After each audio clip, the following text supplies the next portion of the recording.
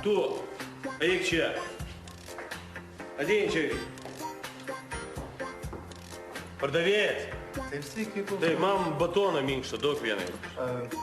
Gerbiamasis, prašau atleisti, bet mes prekiaujame tik juvelyriniais dirbiniais. Tu nesupranti turbūt, ne? Man nieko nereikia juvelyrinių. Man reikia batoną, minkštą vieną batoną. Gerbiamasis, aš tikrai suprantu, ko jums reikia, bet aš noriu dar kartą pasakyti, kad mes prekiaujame tik tai auksų, sidabrų, tik tai grandinėlėmis, apyrankėmis ir... Tu nori pasakyti, kad aš iš čia išeisiu dabar be batono? Tu geriau kitą kartą manęs nenervuok, supratai? To paskutinis perspėjimas. Susitvarkykit biškį savo parduotuvę. Supratau. Hamas.